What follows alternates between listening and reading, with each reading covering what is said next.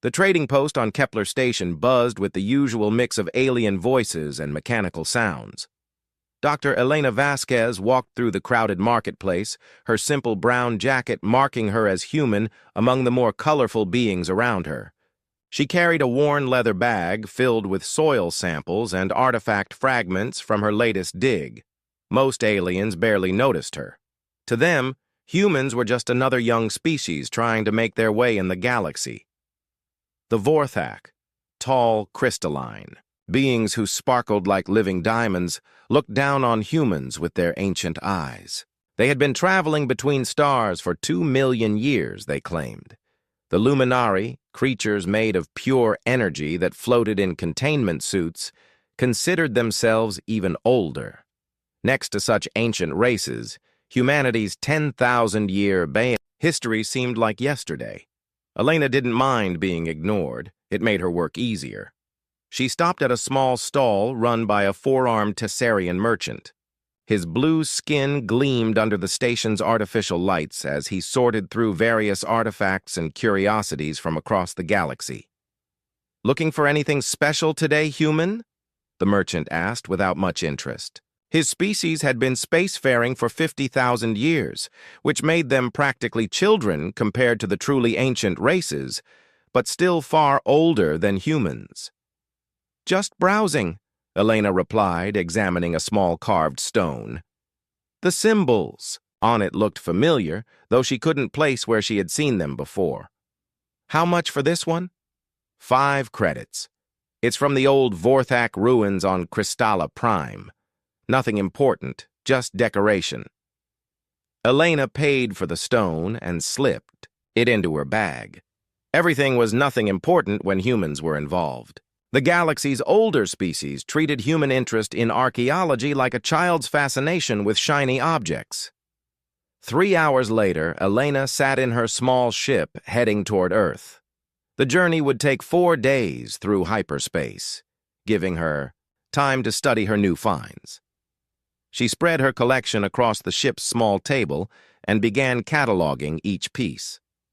The carved stone from the Tessarian merchant caught her attention again.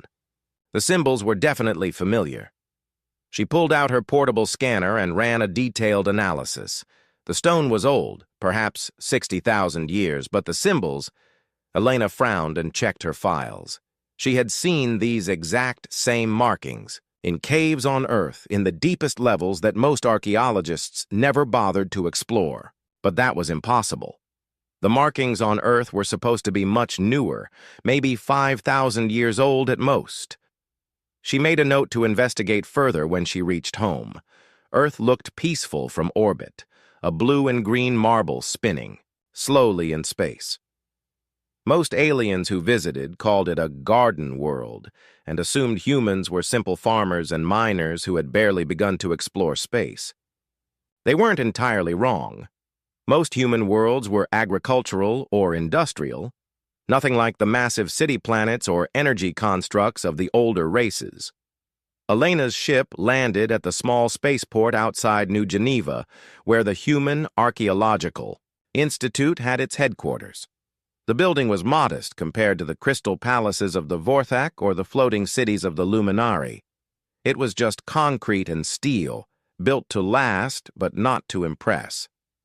Dr. Marcus Chen, her research partner, met her in the lab. He was a thin man with graying hair who had spent most of his life studying human history. Like Elena, he specialized in the earliest periods of human civilization, the times before written records when humans had supposedly lived in caves and barely knew how to make fire. "Find anything interesting?" Marcus asked as Elena unpacked. "Her samples? Maybe. Look at this." She showed him the carved stone. The merchant said it came from old Vorthak ruins, 60,000 years old. Marcus examined the stone under a magnifying lens. "These symbols, I've seen them before." "That's what I thought. The Patterson Cave System, Level 7. "That's impossible," Marcus said, but his voice lacked conviction. "The Patterson Caves are maybe 5,000 years old, human cave paintings." Elena pulled up files on her computer, showing side-by-side images of the stone and cave paintings from Earth.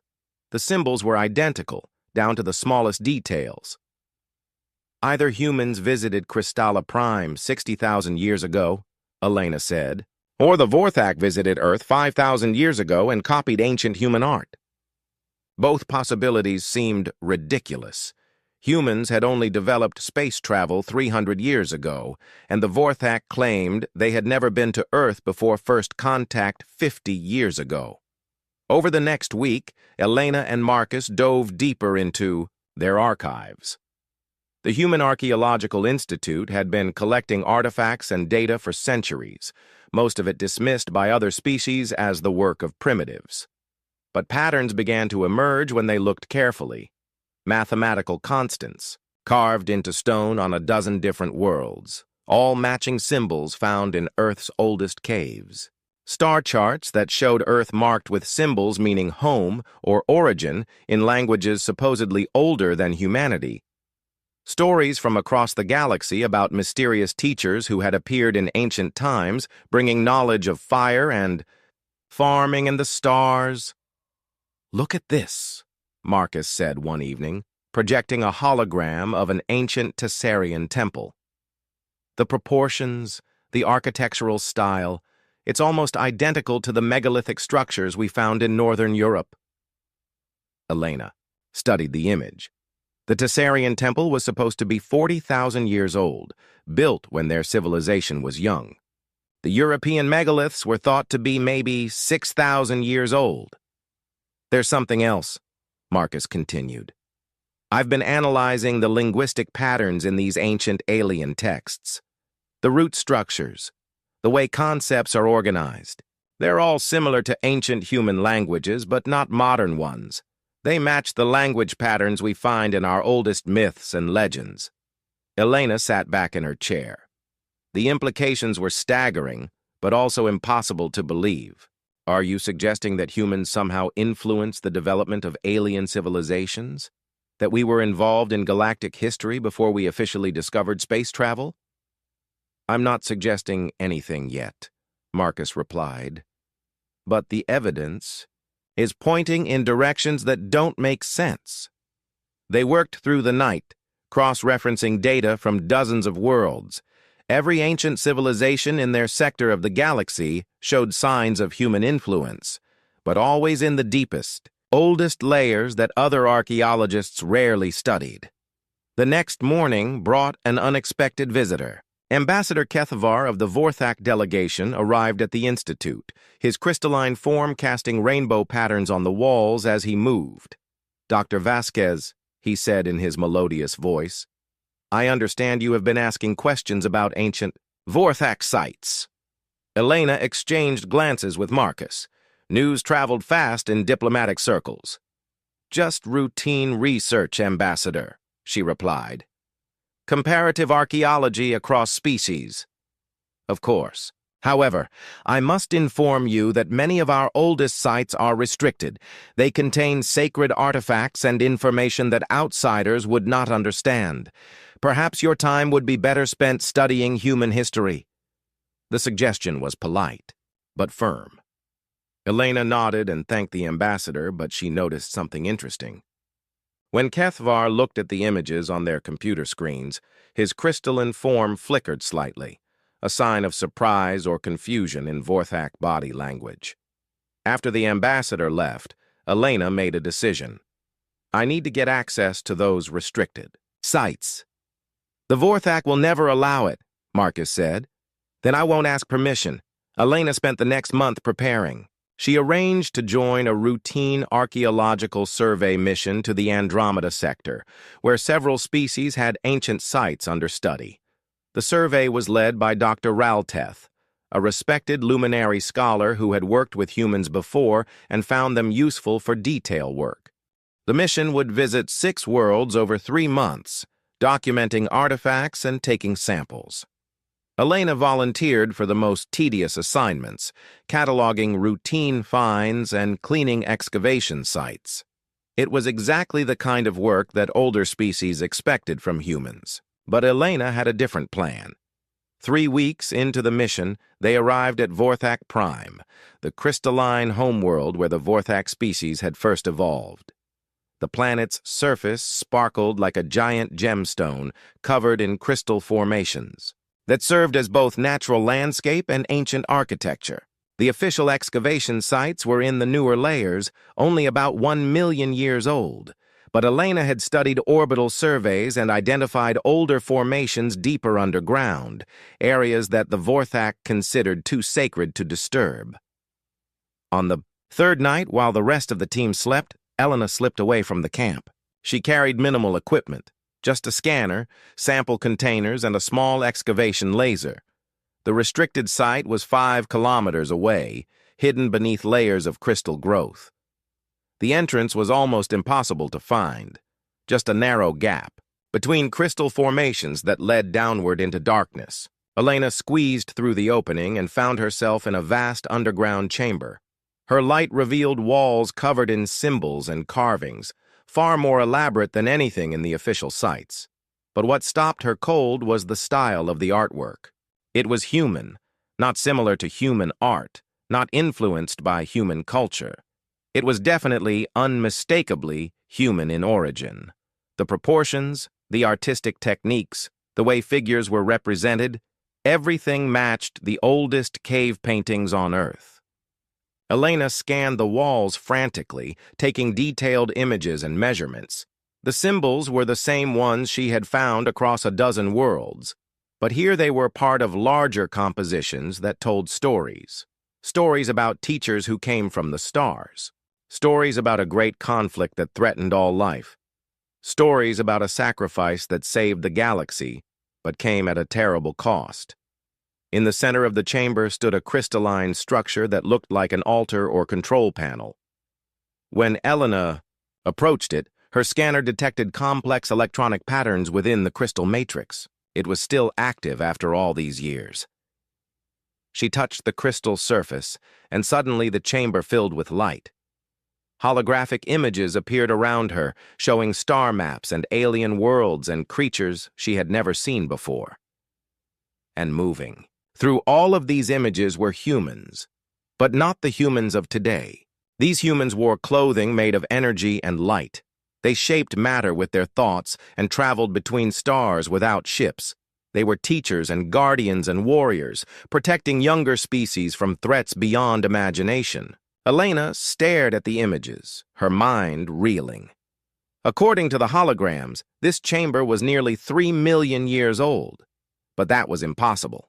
Humans had only existed as a spacefaring species for a few centuries. Unless they hadn't. Unless everything the galaxy knew about human history was wrong. The sound of approaching footsteps echoed from the entrance tunnel. Elena quickly gathered her samples and data, then shut down the crystal display. She had to get back to camp before anyone discovered she was missing. But as she climbed toward the surface, one thought kept repeating in her mind. What if humans weren't the youngest species in the galaxy? What if they were the oldest? And what if something had happened to make everyone, including humans themselves, forget the truth? Elena barely slept for the rest of the mission. Every night she reviewed the images and data from the hidden chamber on Vorthak Prime. The holographic displays had shown her things that challenged everything she thought she knew about galactic history. When the survey mission finally returned to Earth, Elena went straight to Marcus with her findings. They locked themselves in the Institute's most secure lab and began analyzing the data. "This can't be right," Marcus said, staring at the holographic recordings Elena had captured. "These images show humans with technology far beyond what we have today, and the dating puts this chamber at 3 million years old." "I know it sounds impossible," Elena replied, "but look at the evidence, the artistic style, the symbolic language, even the way the figures move in the holograms. It's distinctly human." Marcus pulled up comparative files on his computer. "The mathematical sequences in these star charts match calculations we use today for hyperspace navigation. But according to official history, humans only discovered hyperspace, travel 3 centuries ago." Elena pointed to specific symbols in the chamber recordings. These aren't just decorations, they're instructions, navigation routes, technical specifications, even what looks like biological data about various alien species. Over the following weeks, they worked to decode more of the information from the crystal chamber. The symbols formed a complex language that seemed to be an ancient form of human writing, but far more sophisticated than anything in Earth's historical records. Slowly, a story began to emerge. According to the crystal records, humans had once been the dominant species in this region of the galaxy. They had guided the development of younger civilizations, teaching them technology and helping them spread among the stars. The Vorthak, Luminari, Tessarians, and dozens of other species had all received help from these ancient humans. But something had gone wrong. The record spoke of a great threat from beyond the galaxy, something that consumed not just matter and energy, but the very fabric of space and time itself. The ancient humans had fought this threat, but the cost of victory had been enormous. "Look at this section," Marcus said, highlighting a series of symbols. "It talks about a choice. The humans could defeat the enemy, but only by sacrificing their own civilization. They chose to save the galaxy and accept the consequences." Elena studied the passage. What kind of consequences? Memory loss, technological regression, the scattering of their people across space and time. Marcus paused. It's like they deliberately erased their own history to save everyone else. The implications were staggering. If the records were accurate, modern humanity wasn't a young species learning to explore space. They were the descendants of an ancient civilization that had chosen to forget its own greatness. Elena decided they needed more evidence. She applied for research grants to visit other worlds, claiming she was studying comparative mythology across species. The grants were approved easily. Human requests for academic funding were rarely taken seriously by galactic authorities. Her first stop was Lumina, the energy-being homeworld of the Luminari. The planet was a swirling mass of controlled plasma and electromagnetic fields, beautiful but deadly to most organic life. Elena wore a full environmental suit as she explored the ancient archives. The Luminari had excellent records going back 800,000 years. According to their historians, their species had evolved naturally from electromagnetic phenomena in their star system. But Elena found inconsistencies in their earliest records.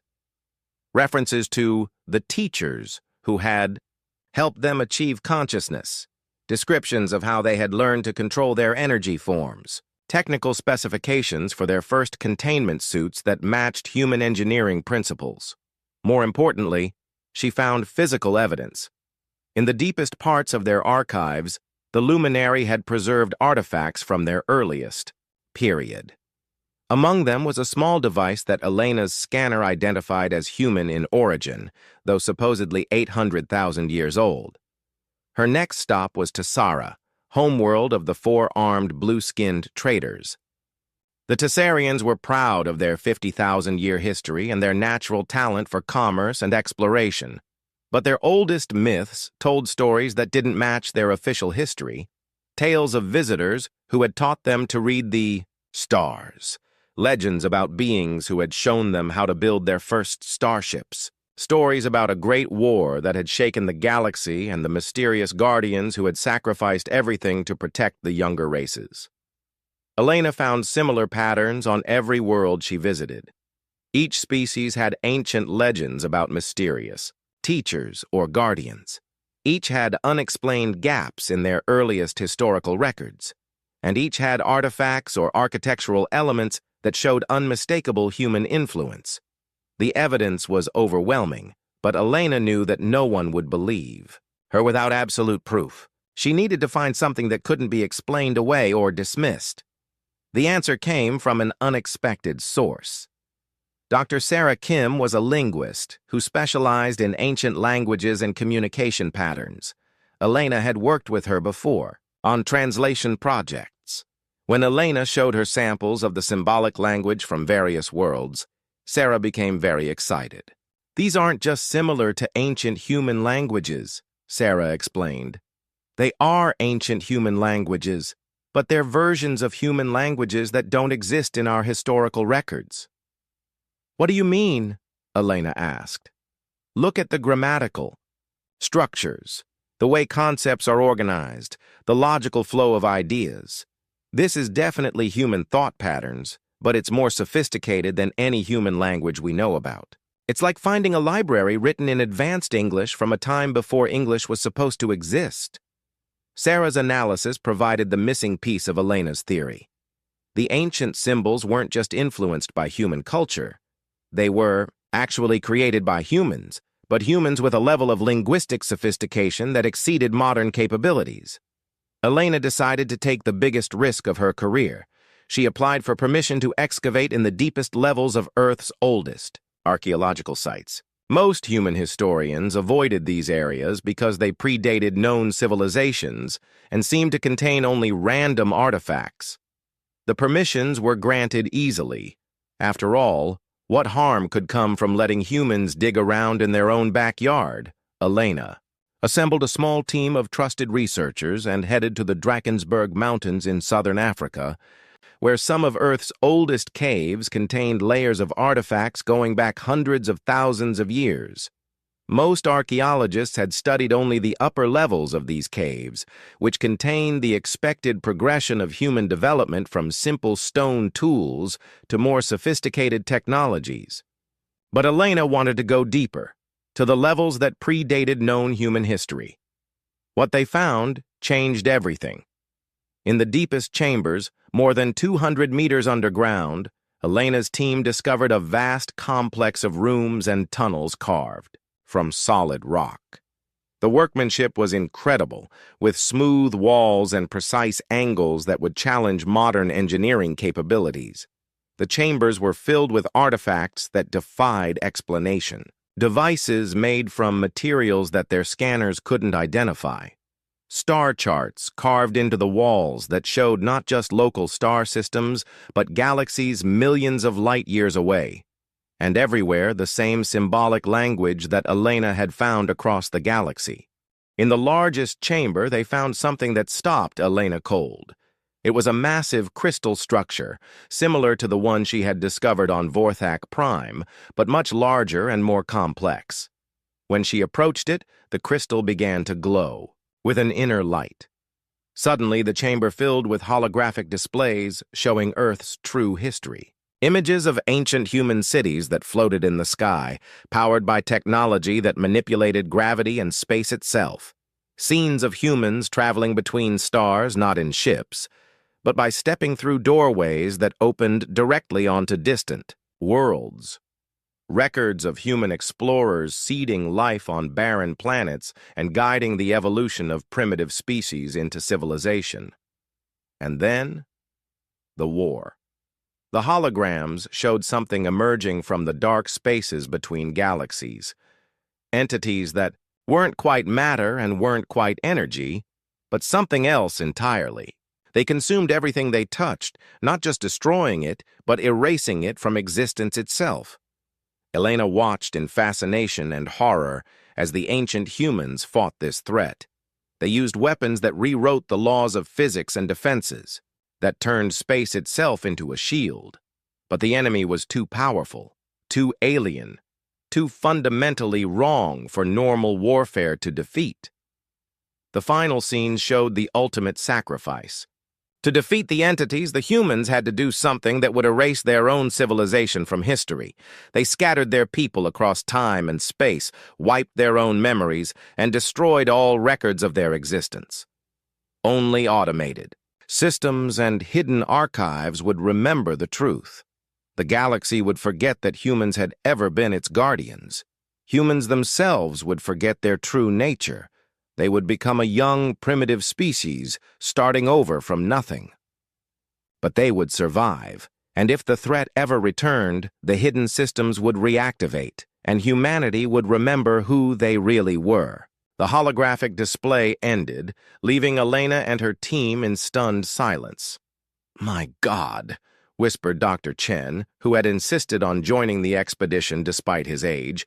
"We weren't the youngest species in the galaxy. We were the first." Elena stared at the crystal, her mind racing with the implications. Everything made sense now. The human influence on ancient alien civilizations, the gaps in galactic history, the way older species seemed to instinctively respect humans, despite considering them primitive. Deep down, they remembered. They might not know why, but something in their genetic memory recognized humanity as their ancient protectors. Elena began to understand the weight of what they had discovered. Humans weren't just another species trying to find their place in the galaxy. They were the ones who had created that galaxy, who had guided it, who had sacrificed everything to protect it. And according to the crystal records, the threat that had forced that sacrifice was still out there, somewhere in the dark spaces between stars. Elena looked at her team, seeing the same realization dawning in their eyes. They weren't just archaeologists anymore. They were the keepers of humanity's greatest secret. The question was, what were they going to do with it? As if in response to her thoughts, the crystal pulsed with light, and new symbols appeared on its surface. Elena's scanner translated them automatically. Deep space monitoring stations detecting anomalous signals. Recommended action, begin awakening protocols. Elena's blood ran cold. Whatever was coming, the ancient warning systems were already responding to it. Humanity's long sleep was about to end. Elena stared at the warning message glowing on the crystal surface. The translation was clear, but the implications were terrifying. Something was triggering the ancient monitoring systems that had been dormant for millions of years. She turned to her team. "We need to access the full archives. If these warnings are real, we need to understand what we're dealing with." Dr. Chen nodded grimly. "The question is, how much can we handle? The last holographic display almost overwhelmed our minds with information. This could be beyond human comprehension." "We have to try," Elena replied. "If the ancient humans left these systems active, they must have believed their descendants could eventually understand them." Elena approached the crystal carefully and placed her hand on its surface. The chamber filled with light as new holographic displays materialized around them. This time, the information came in waves that were easier to process. The crystal seemed to sense their capacity and adjusted its output accordingly. The first wave showed Earth as it had been millions of years ago, not the primitive world that galactic historians described, but a planet covered with cities that defied physics, structures that floated without support, powered by energy drawn from the fabric of space itself, transportation networks that moved people instantly across continents, gardens that grew in patterns that created art visible from orbit. Humans in those days had been far more than they were now. The holograms showed people who could manipulate matter with their thoughts, who lived for thousands of years, who could step between dimensions as easily as walking through a door. "This is what we were," Elena whispered. "This is what we gave up." The second wave revealed the scope of humanity's ancient civilization. They hadn't just lived on Earth. They had spread across the entire galaxy, but not as conquerors. They had been gardeners, carefully nurturing young species and guiding their development. The Vorthak had been simple crystal formations before humans taught them consciousness. The Luminari had been random energy patterns before humans showed them how to think. Dozens of species owed their existence to human intervention, but humanity's greatest achievement had been the web. The hologram showed a vast network of interconnected systems spanning the galaxy.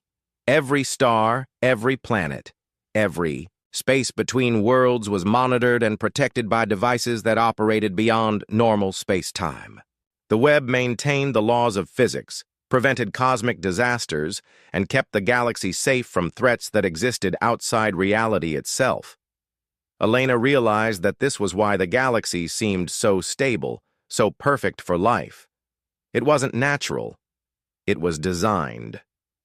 Humans had literally rebuilt their corner of the universe to create a safe haven for younger species. The third wave showed the enemy. The devourers came from the spaces between galaxies, from regions where the normal laws of reality didn't apply. They weren't alive in any sense that humans understood, but they weren't dead either. They were something else, something that existed by unmaking everything around them. When they touched a star, the star didn't just die, it ceased to have, ever existed. When they consumed a planet, they erased it from history so completely that no one could remember it had ever been there. They were entropy given purpose, the end of all things made manifest.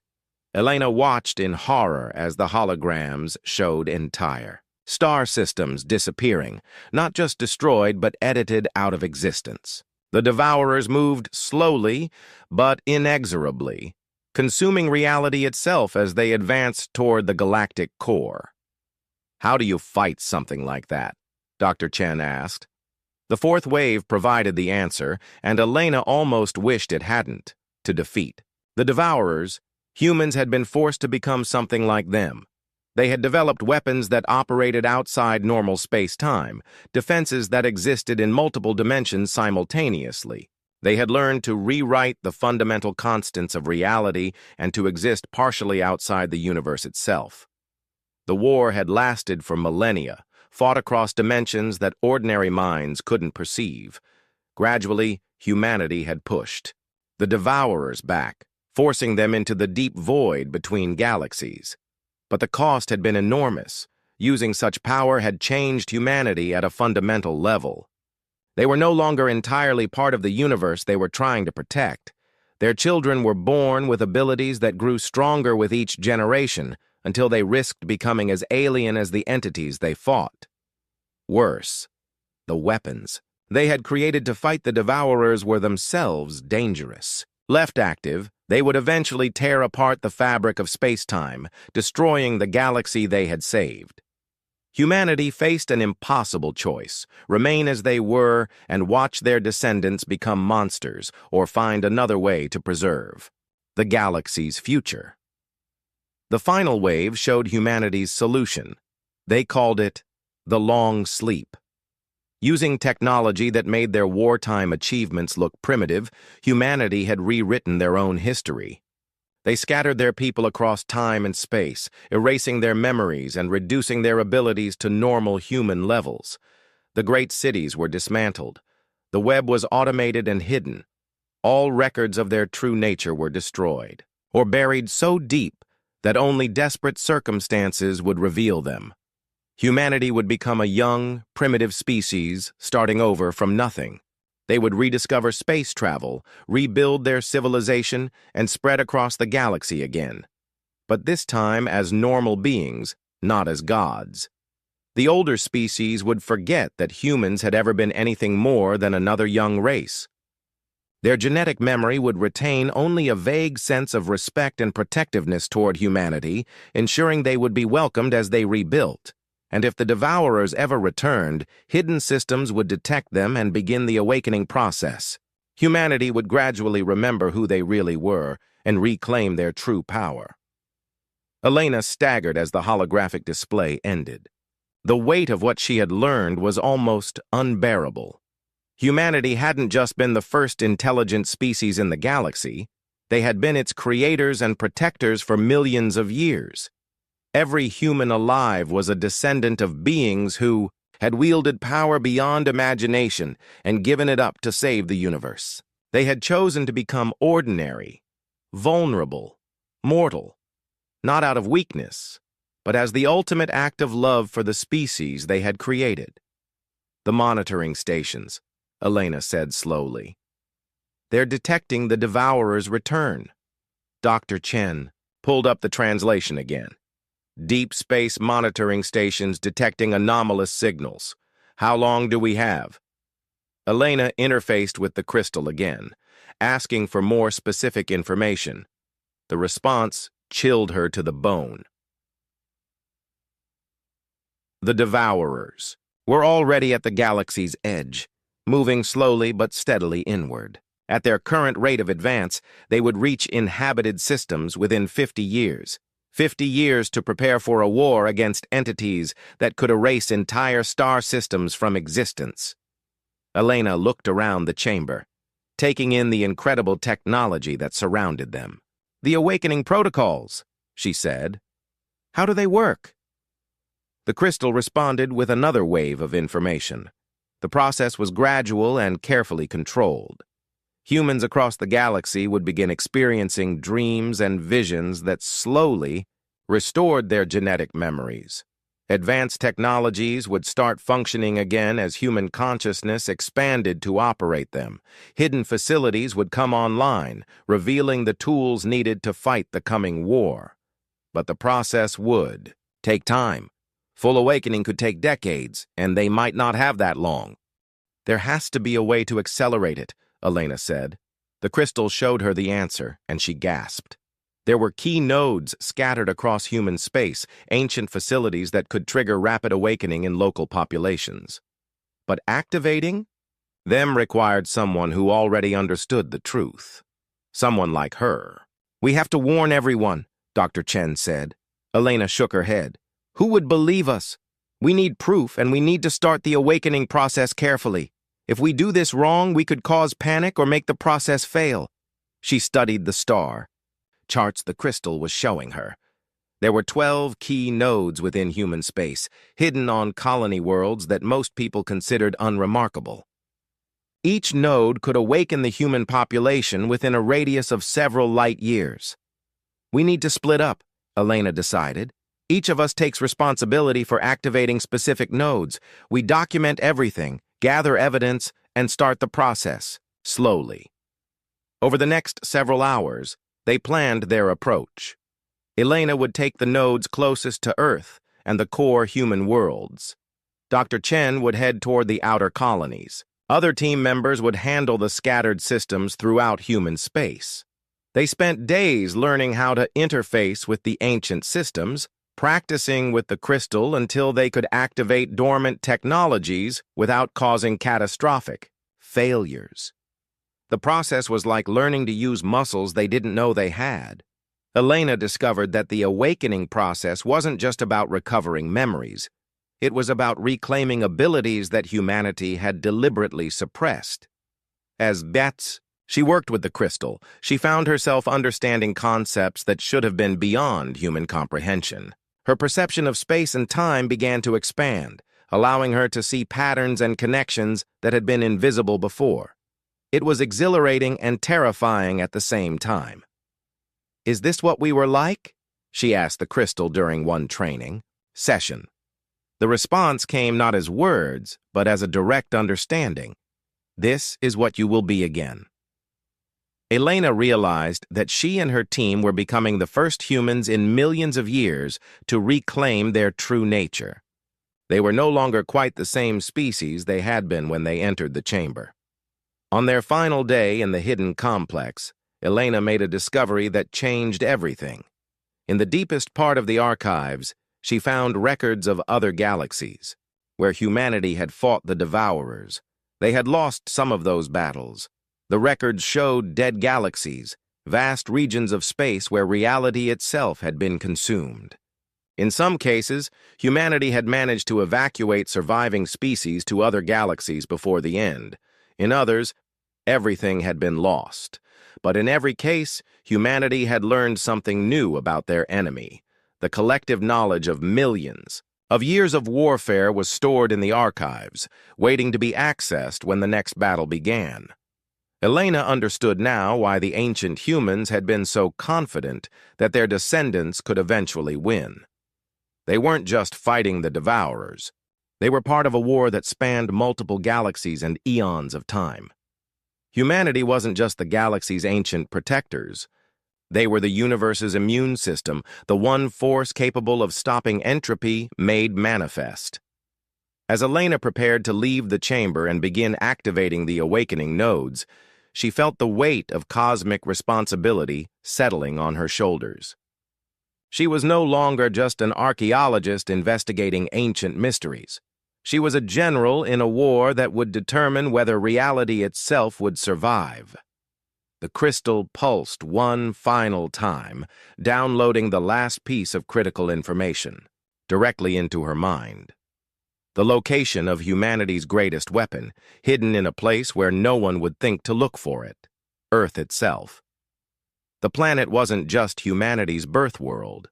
It was the control center for the entire galactic defense network, disguised as a simple agricultural world. When the time came for the final battle, Earth would reveal its true nature. Elena smiled grimly as she led her team toward the surface. The galaxy thought humans were a young, primitive species barely worth noticing. They had no idea what was about to wake up. Elena's ship emerged from hyperspace near Kepler Station, the same trading post where her journey had begun 6 months ago. But everything was different now.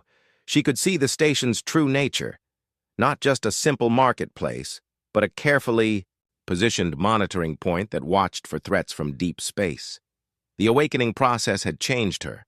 Elena could perceive dimensions of space that had been invisible before, sense the flow of energy through the galactic web, and understand technologies that would have seemed like magic to her former self.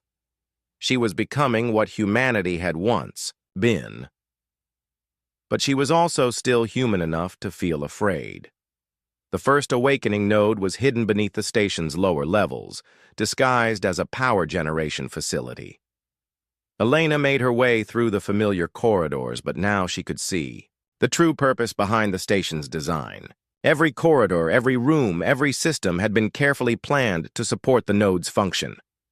She reached the power facility and found the hidden entrance exactly where the crystal archives had indicated. A simple touch of her hand against what appeared to be a blank wall, and a doorway appeared, revealing a passage that led deep into the station's core. The node chamber was smaller than the archives on Earth, but far more complex. Crystalline structures filled the room, connected by streams of energy that formed intricate patterns in the air. At the center stood a control pedestal that seemed to be waiting for her. Elena approached carefully and placed her hands on the control surface. The node responded immediately, connecting her consciousness to the local network of monitoring stations. What she saw through the network's sensors made her blood run cold. The devourers were moving faster than the archives had predicted. Dark shapes that existed partially outside normal space were already consuming star systems at the galaxy's rim. Entire civilizations were disappearing, not just destroyed, but erased so completely that no one remembered they had ever existed.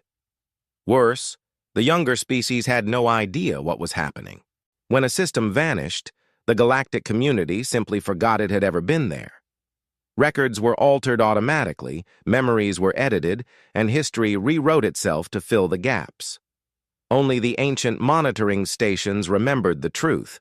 Faithfully recording each loss, even as the rest of the galaxy forgot, Elena activated the node, sending out the first pulse of awakening energy. Across the local region of space, humans would begin having dreams about their true nature. The process would be gradual, designed to avoid panic or mental breakdown, but it would accelerate as more nodes came online. She felt the pulse spread outward like ripples in a pond, touching human minds on dozens of worlds. On New Terra, a farmer looked up at the stars and suddenly understood that he was descended from beings who had built those very constellations. On mining station Gamma 7, a technician touched a piece of equipment and instinctively knew how to improve its efficiency by factors of 10. But the awakening came with a price. As humans began to remember their true nature, they also became visible to the devourers. The ancient enemy had learned to hunt by following traces of the power that humanity had once wielded. Elena felt a chill of recognition as the node's sensors detected something new, a dark presence at the edge of the system, moving toward Kepler Station with purposeful intent. The devourers had found her. Elena worked quickly to complete the node's activation sequence. The awakening pulse needed to reach full strength before she could move to the next location. But the dark presence was approaching rapidly, and she could sense its hunger for the energy she was channeling. Through the station's external sensors, Elena caught her first glimpse of a devourer.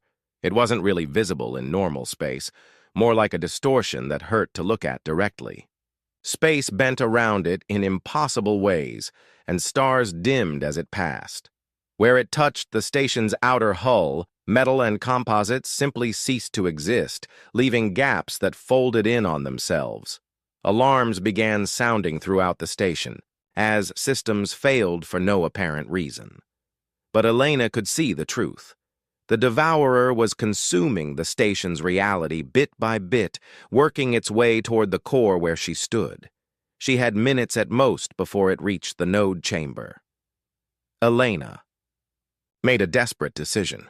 Instead of fleeing, she opened herself fully to the node's power, drawing on abilities that she barely understood. Energy flowed through her body as she became a conduit for the ancient systems that still protected the galaxy. The node responded to her will, transforming from a gradual awakening beacon into a weapon of focused intent. Elena directed that power at the approaching devourer, not trying to destroy it. That was impossible with conventional weapons, but attempting something else. She tried to make it remember what it had consumed. The effect was immediate and terrifying. The devourer stopped its advance and began writhing in what might have been pain. The stars it had dimmed flared back to life, and the gaps in the station's hull began to fill with regenerated matter. For a moment, Elena thought she had won. But then the devourer adapted, learning from her attack. It began to consume the very memory of what it had taken, making her weapon useless. Elena realized she was outmatched. She wasn't ready for direct confrontation with these entities. Not yet. She triggered the node's emergency protocol, sending out a powerful burst of awakening energy that would accelerate the process across the entire sector. Thousands of humans would remember their heritage in the next few hours, instead of the next few weeks. Then she ran. Elena's ship launched from Kepler Station just as the devourer reached the node chamber. She watched through her rear sensors as the station simply stopped being. Not destroyed, not damaged. It just wasn't there anymore, as if it had never existed. But the node had done its work. Elena could feel the awakening spreading across human space like wildfire. On world after world, humans were remembering who they really were. Her next destination was New Geneva on Earth, where she needed to consult with the other team members, who had begun activating their assigned nodes.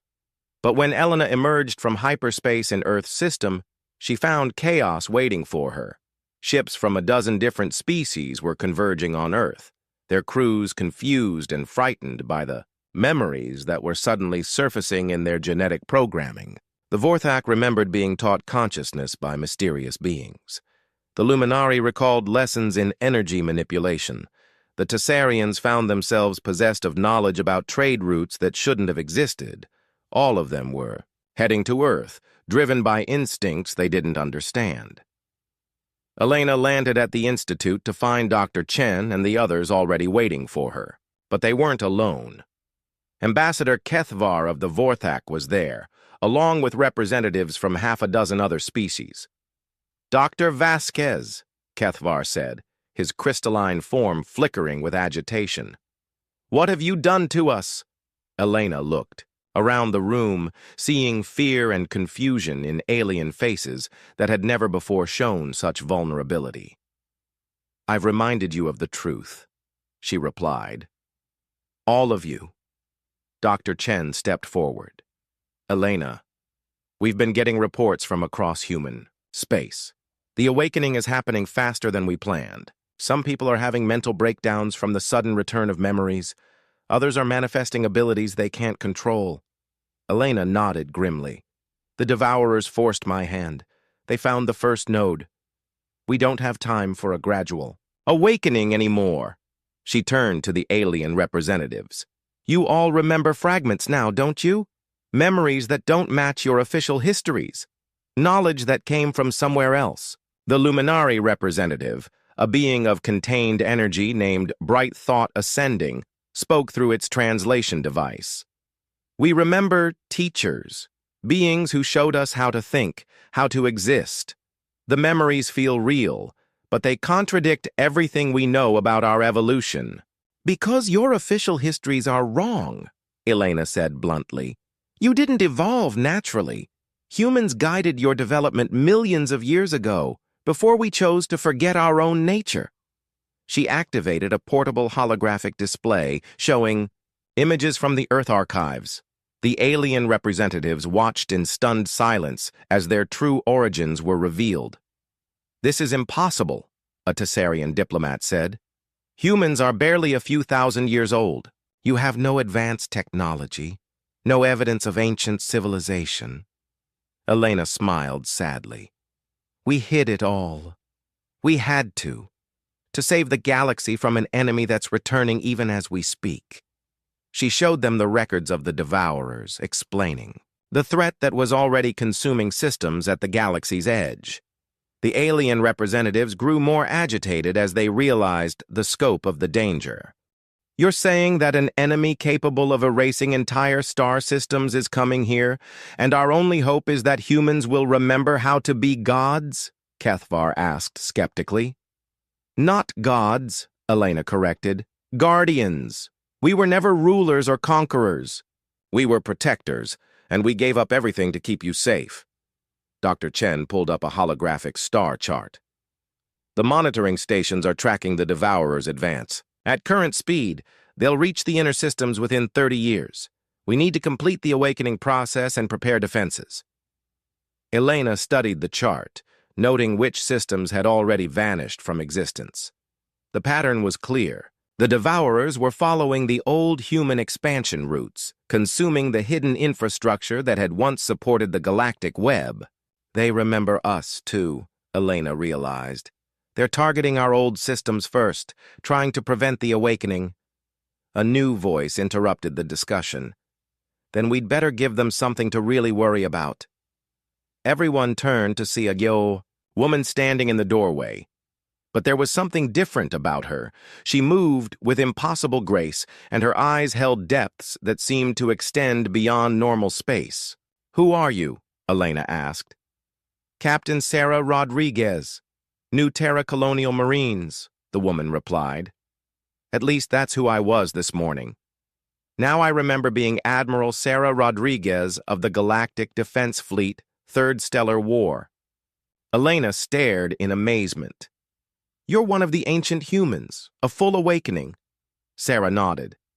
The node activation on New Terra triggered something in me, probably because I was already in the military, already thinking in terms of defense and protection. The memories came back all at once. She moved to the holographic display, her fingers dancing over controls that hadn't been visible moments before. The star chart expanded, showing details that no current technology should have been able to detect. The Devourers are using the same attack pattern they used 3 million years ago, Sarah explained. They probe the defenses, consume isolated systems, and gradually work their way toward population centers. But they have a weakness. What kind of weakness? Kethvar asked. Sarah's smile was predatory. They can only consume what exists in normal space-time. The web we built operates in 11 dimensions simultaneously. If we can reactivate the full network, we can create zones where reality is so heavily reinforced that even the Devourers can't unmake it. Elena felt hope stirring for the first time since the crisis began. How many more awakened humans do we need? For full web activation? At least 10,000 with complete memory restoration, Sarah replied. For basic defense? Maybe 1,000 would be enough to hold key systems. Dr. Chen frowned.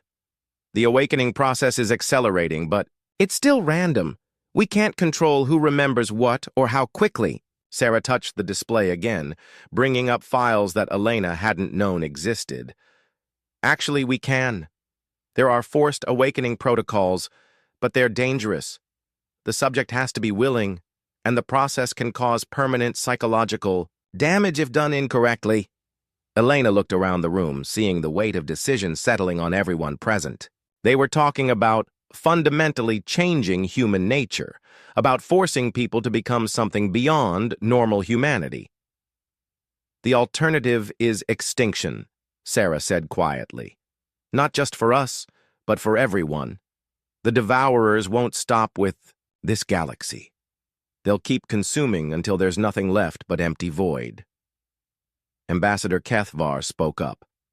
"The Vorthak Council will support whatever action you deem necessary. We remember enough now to know that we owe our existence to humanity." Similar declarations came from the other alien representatives. Species that had considered humans primitive were now pledging their resources to support humanity's return to power. Elena realized that the galaxy was about to change in ways that no one could predict. Humanity was waking up from millions of years of sleep, and when they fully remembered who they were, nothing would ever be the same. "Sarah," Elena said, "how long do we have before the devourers reach inhabited systems?" Sarah's expression grew grim. "The outer colonies are already under attack. We just don't know it yet because the systems that would report it have been erased from existence. I estimate 6 months before they reach a major population center. 6 months to wake up a species that had been sleeping for 3 million years. Elena looked at the faces around her, human and alien alike, all depending on humanity to remember how to save the galaxy. The real war was about to begin. The awakening spread like wildfire across human space. Within 3 months, nearly 50,000 humans had recovered partial memories of their ancient heritage. 1,000 had achieved full awakening, becoming beings of such power that they barely resembled the species they had been. Elena stood in the command center that had emerged from beneath New Geneva when the final awakening protocols activated.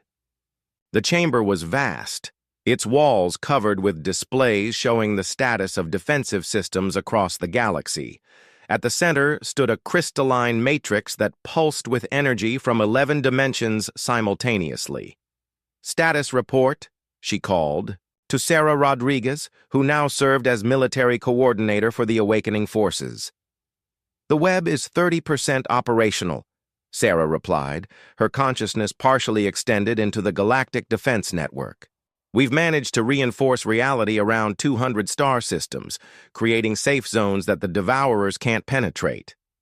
Elena nodded, but her expression remained grim. 30% wasn't enough. The devourers had reached the middle rim of the galaxy, consuming entire sectors before anyone realized they were under attack. Billions of beings were simply ceasing to exist, erased so completely that only the ancient monitoring stations remembered they had ever lived. Dr. Chen approached from another control station. "Elena, we're getting reports from the awakened humans, on the front lines. The devourers are adapting faster than we expected. They're learning to counter our reality reinforcement fields." "Show me," Elena said. The main display shifted to show real-time images from the Rigel sector, where a group of awakened humans were attempting to protect a cluster of inhabited systems. Elena watched in horror as the devourers deployed new tactics, sending out waves of unreality that eroded the reinforcement fields like acid eating through metal. 3 star systems winked out of existence as she watched. "They're not just consuming reality anymore," Sarah said, her voice tight with concentration. "They're learning to think like us, to anticipate our strategies." Elena realized they were facing the same problem that had forced the original humans to sacrifice their civilization. The devourers were too adaptable, too intelligent. Every weapon humanity developed, every defense they created, the enemy learned to counter. A new voice joined the discussion. "Maybe it's time we stopped thinking, like the old humans." Elena turned to see a young man she didn't recognize. He wore the simple clothes of a farmer, but his eyes held the depth of someone who had lived for millennia. "Who are you?" she asked. "Marcus Thompson from Agricultural Station Beta 7, he replied. "At least, that's who I was until yesterday. My awakening was different from the others. Sarah studied him with her enhanced senses. You're not showing the same power signatures as the other awakened humans. What happened to you? Marcus smiled sadly. I remembered being one of the humans who designed the long sleep. I know why we really did it, and it wasn't just to hide from the devourers. Elena felt a chill of premonition. What do you mean? The war was changing us, Marcus explained. To fight entities that existed outside normal reality, we had to become something like them. With each battle, we became more alien, more disconnected from the universe we were trying to protect. He gestured toward the awakened humans working at various stations around the command center. Look at them. Really look at them. Are they still human? Elena followed his gaze and understood what he meant. The fully awakened humans moved with unnatural grace, their eyes reflecting dimensions that normal vision couldn't perceive. They spoke in languages that existed in mathematical space and manipulated matter with casual thoughts. They were becoming gods, and gods couldn't relate to the mortal species they were supposed to protect. The original humans realized this, Marcus continued. They knew that if the war continued, humanity would win, but become something that the galaxy would need protection from. So they chose a different path. The long sleep wasn't just about hiding, Elena breathed. It was about preserving humanity's essential nature. Marcus nodded. Every few million years, we wake up to face the devourers. We fight them using the old methods, push them back to the void between galaxies, then sleep again before we can become monsters ourselves. Sarah's expression grew troubled. But that means we're fighting a war we can never truly win. The devourers will always come back. Not necessarily, Marcus said. Each cycle, we learn something new. The collective knowledge of every previous war is stored in the archives.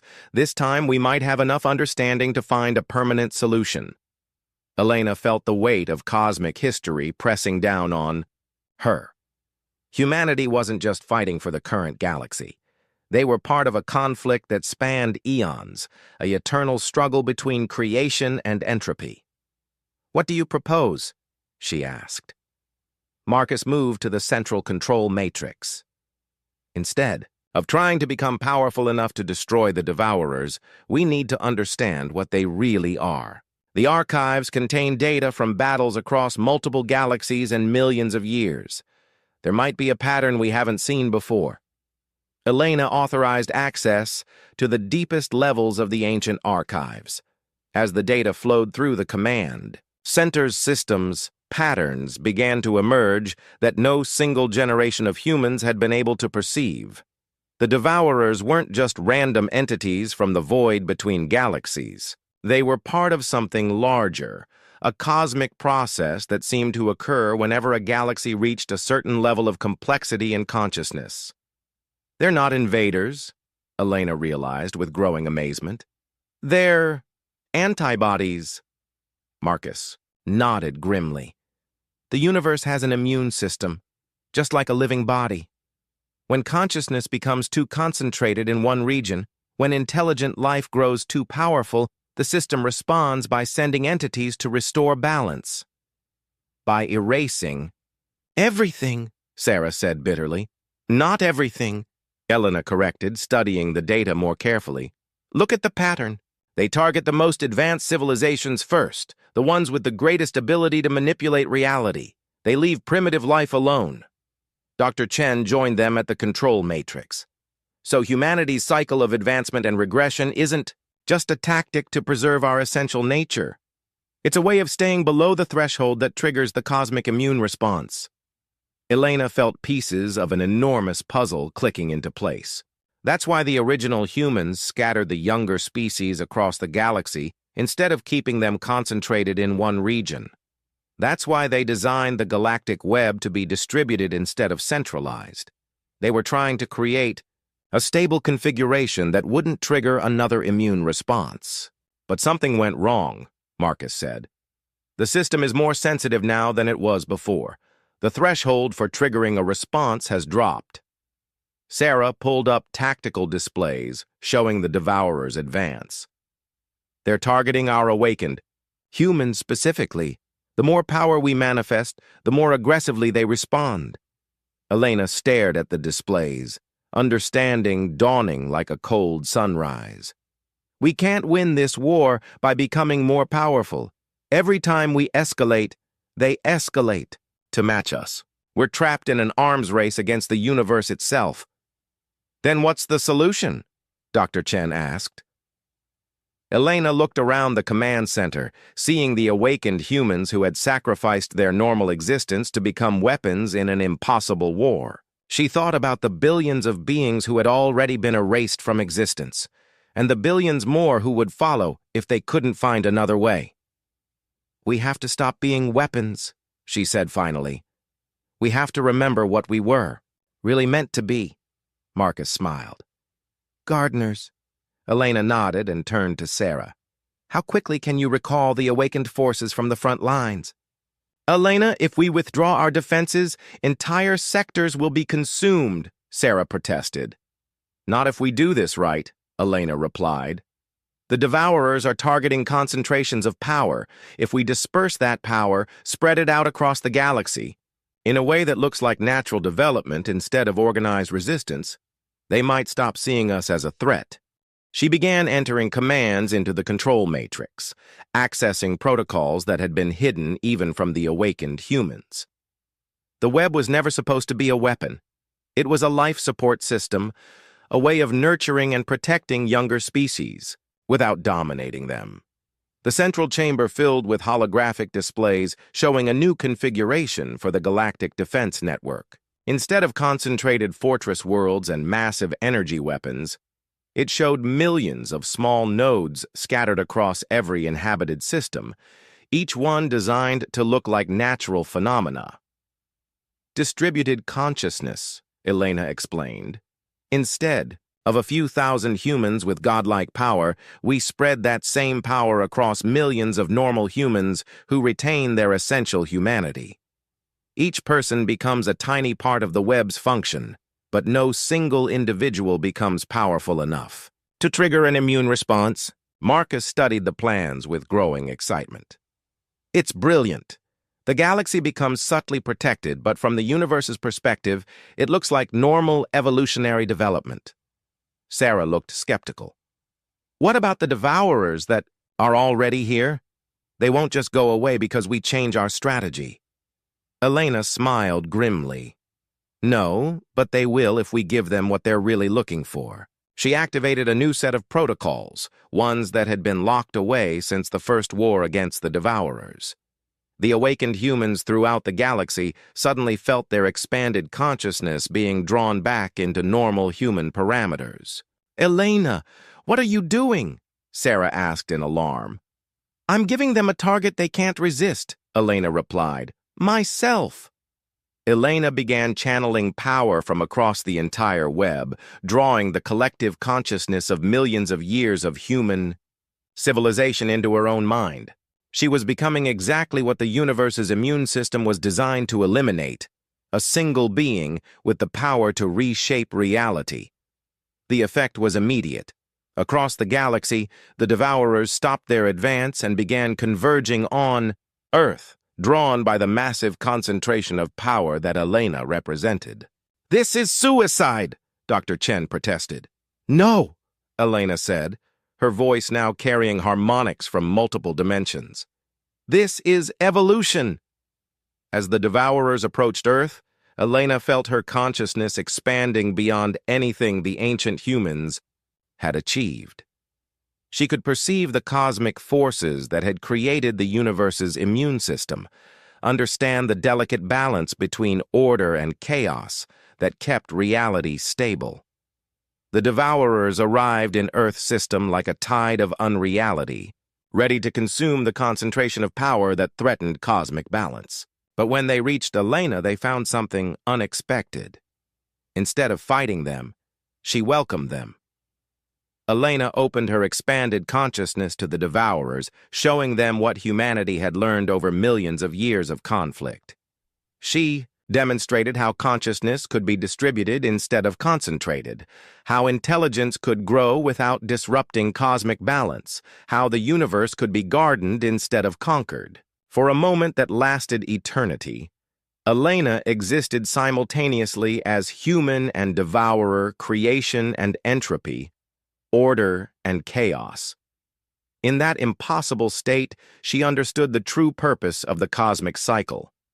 The universe wasn't trying to destroy consciousness. It was trying to teach it how to exist in harmony with cosmic law. When the moment ended, the devourers began to withdraw, not in defeat, but in acceptance. Elena had shown them a path forward that didn't require the destruction of everything they encountered. Elena collapsed, her consciousness returning to human parameters, but the damage was done. She had become something beyond normal human existence, and the universe's immune system would continue to see her as a threat. "Elena," Sarah said, catching her as she fell. Elena smiled weakly. "It's okay. I know what I have to do." She activated the final protocol, the one that would scatter her expanded consciousness across the entire human species, distributing her power so thinly that no individual would trigger another immune response. Humanity would retain their awakened abilities, but in such subtle forms that they would appear to be natural evolution. As Elena's consciousness dissolved into the collective human experience, she felt a deep satisfaction. The war was over, not because humanity had won, but because they had learned to stop fighting. Across the galaxy, humans settled into their new role as invisible guardians. They guided younger species with gentle suggestions instead of direct intervention. They maintained the web through unconscious cooperation instead of centralized control. They protected the galaxy by becoming indistinguishable from its natural processes. The older alien species gradually forgot that there had ever been a crisis. Their genetic memories retained only a vague sense that humans were somehow special, somehow important, but they couldn't remember why. Earth returned to appearing like a simple agricultural world, its true nature hidden beneath layers of carefully maintained illusion. The command centers and ancient archives faded back into legend, waiting for the next time they might be needed. Dr. Chen stood in what had once been the central command chamber, now looking like an ordinary basement storage room. He held a small crystal that contained Elena's final message. "The garden grows best when the gardener is invisible," her recorded voice said. "Humanity's greatest strength was never our power. It was our willingness to give up that power when it was no longer needed." Chen smiled and carefully placed the crystal in a storage container marked with symbols that looked like random scratches to anyone who didn't know better. Future archaeologists might find it someday, when humanity needed to remember who they really were. But for now, the galaxy was safe, protected by guardians who had learned the ultimate lesson of power. Sometimes the greatest victory is knowing when not to fight. In the depths of space, reality hummed with subtle harmonies that no one noticed. The web operated perfectly, maintained by millions of humans who thought they were just living ordinary lives. Children played games that unknowingly reinforced cosmic stability. Farmers planted crops in patterns that strengthened the barriers between dimensions. Traders followed routes that kept the galactic economy in perfect balance. Humanity had become exactly what they were always meant to be, the silent guardians of a universe that would never know how close it had come to ending. And in the spaces between galaxies, entities that had once been devourers began their own transformation, learning to nurture instead of consume, to garden the vast cosmic wilderness instead of erasing it. The universe had found its balance at last.